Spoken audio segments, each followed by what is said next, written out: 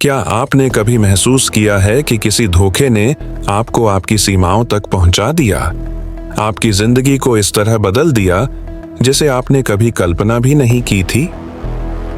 अगर मैं आपको बताऊं कि एक दर्दनाक बेवफाई वह उत्प्रेरक थी जिसने इतिहास के सबसे दंतकथा जैसी टांगों का निर्माण किया, तो आप क्या करेंगे? यह है टॉम प्लैट्स की कहानी। 1981. My fiance, the girl I was going to marry, left me for my training partner. I came home from the 80 Olympia and they're together. Oh my God. I was so hurt. I was so baffled that this girl could do this to me. I was shocked. I was startled. I'm like, oh my God. The hurt, the pain, the terrible trauma. I wanted to go over and just kill the guy. I thought I was going to put a dumbbell through his head, you know? But I decided to take all that energy and put it into the gym. I just opened the door to Gold's Gym that year and boom, everything would work. It was a magical year. Any exercise I did was wow, mind-blowing. All the hurt went into my training. एक आदमी जिसने धोखों को अजेय शक्ति में बदल दिया, अपने पैरों के हर मांसपेशी में आराम से अपनी विरासत को तराशा। तैयार हो जाइए एक ऐसी कहानी के लिए जो दर्द, आत्मसुधार और दृढ़ संकल्प की है, जिसने उसकी साथी की बेवफाई से लेकर उसके सबसे बड़े आदर्श की धोखेबाजी तक सभी सीमाओं को चुनौती दी, और कैसे उसने पिछले कुछ वर्षों में मॉन्स्ट्रस कल्चरिस्ट्स को प्रशिक्षित करते हुए उन्हें चुनौती दी। टॉम प्लैट्स, शेर जिन्हें पीछे टांगों का राजा आशा बैपाकर से चीटी कहा जाता है, का जन्म 26 जून 1955 को फोर्सिल, क्लाउमा में हुआ। बचपन से ही टॉम ने बॉडी बिल्डिंग में असीम रुचि दिखाई। 9 साल की उम्र में जब उसने एक बॉडी बिल्डिंग पत्रिका देखी तो वह मांसल काया से मोहित हो गया और उसने तय किया कि एक दिन वह उनमें से एक बनेगा। इन शुरुआती वर्षों को समर्पण और जुनून ने चिह्नित किया। वह 10 साल की उम्र में ही घर पर उपलब्ध साधनों से वजन उठाकर ट्रेनिंग करना शुरू कर दिया। उसकी दृष्टि और अनुशासन ने उसे बचपन से ही अलग दिखाया। उसकी प्रेरणा हमेशा अर्नोल्ड श्वार्ज़नेगर थे और उनकी मदद से 15 साल की उम्र में वह स्थानीय और क्षेत्रीय प्रतियोगिताओं में भाग लेने लगा। टॉम में हमेशा विजेता मानसिकता थी और कमजोर आनुवंशिकता के बावजूद उसने कभी इसे बाधा नहीं बनने दिया। 1973 में उसने पेशेवर बॉडी बिल्डर बनने के सपने को पूरा करने के लिए कैलिफोर्निया का रुख किया। वह प्रसिद्ध गोल्ड्स जिम वेनिस बीच में ट्रेनिंग करने लगे, जो विश्व बॉडी बिल्डिंग का केंद्र था और जहां उन्हें फ्रैंको कोलंबू, लू फेरिन्हो और निश्चित रूप से उनके आदर्श अर्नोल्ड श्वार्ज़नेगर जैसे दिग्गजों के साथ ट्रेनिंग करने का अवसर मिला। 1974 में प्लैट्स ने अपना पहला बड़ा खिताब मिस्टर एडोनिस जीता। यह जीत उन्हें पेशेवर बॉडी बिल्डिंग की दुनिया में ले गई। 1978 में उन्होंने IFBB अमेरिकी चैंपियनशिप जीती और मिस्टर यूनिवर्स में भाग लेने के लिए क्वालिफाई किया, जहां उन्होंने पहला स्थान हासिल किया और बॉडी बिल्डिंग की भविष्य की स्टार के रूप में अपनी स्थिति पुख्ता की। टॉम प्लैट्स का मिस्टर ओलंपिया में भाग लेने का सपना 1979 में पूरा हुआ। हालांकि उन्होंने जीत हासिल नहीं की, उनके प्रभावशाली शरीर और खासकर मांसल टांगों ने ध्यान खींचना शुरू कर दिया।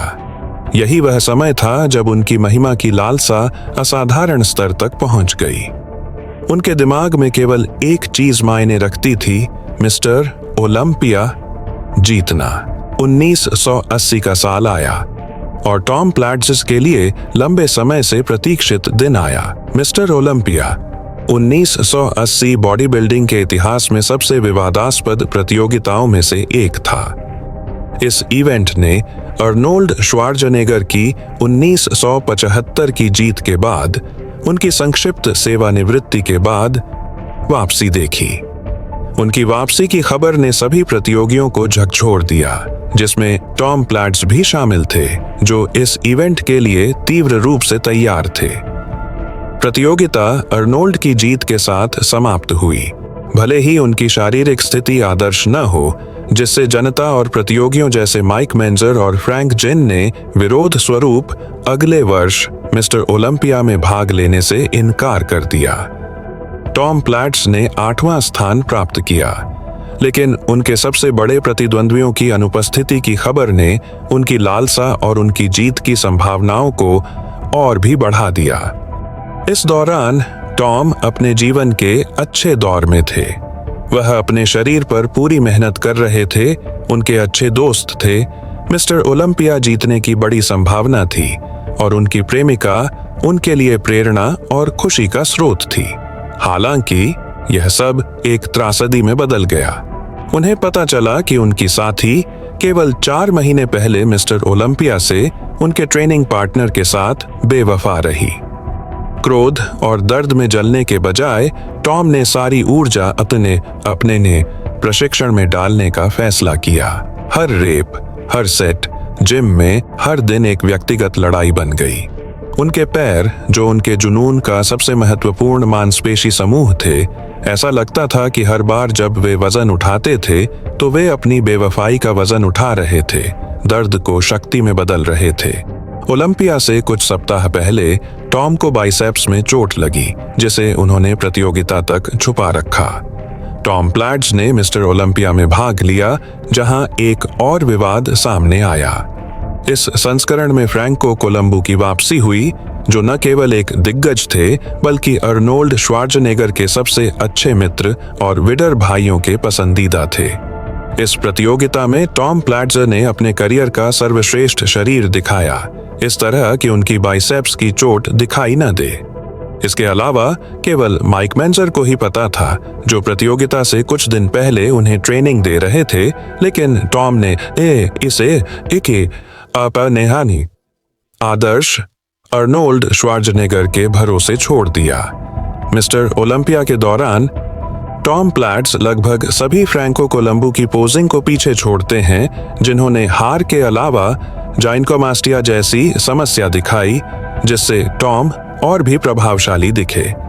कहा जाता है कि अर्नोल्ड ने यह जानकारी जजों को दी, लेकिन इस कार्रवाई ने संदेह पैदा किया कि अर्नोल्ड ने अपने सबसे अच्छे दोस्त फ्रैंको कोलंबो के पक्ष में काम किया, जिन्होंने उसी साल खिताब जीता, और टॉम प्लैट्स तीसरे स्थान पर रहे। उन्होंने कभी भी उस साल जितना प्रभावशाली शरीर नहीं दिखाया।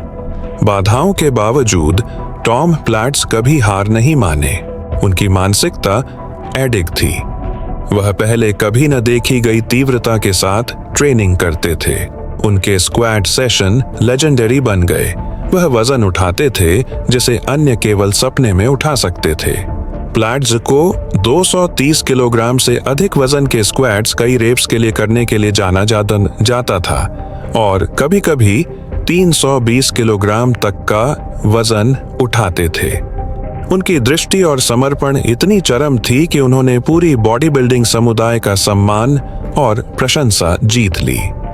लेकिन मांसपेशियों और शक्ति से परे, जो उन्हें वास्तव में अलग करता था, वह उनका एडिग मनोबल और विपरीत परिस्थितियों को प्रेरक शक्ति में बदलने की क्षमता थी। टॉम केवल कड़ी ट्रेनिंग नहीं करते थे, बल्कि बॉडी बिल्डिंग में मानसिक स्थिति के महत्व पर भी जोर देते थे। उनके लिए जिमिंग उतना ही मानसिक था जितना शारीरिक।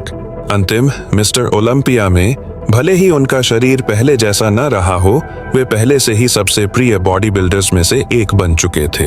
उन्होंने अपने नेओने अद्भुत कार्य नैतिकता, मजबूत मानसिकता और जीवन की कठिनाइयों से गुजरते हुए पूरी बॉडी बिल्डिंग समुदाय का सम्मान और स्नेह जीत लिया।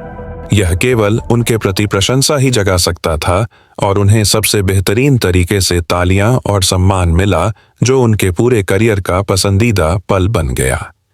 जैसे जैसे उनका करियर आगे बढ़ा, उनके पैर उनके धैर्य और दृढ़ संकल्प का प्रतीक बन गए, और वे दुनिया भर के हजारों बॉडी बिल्डर्स के लिए प्रेरणा बन गए।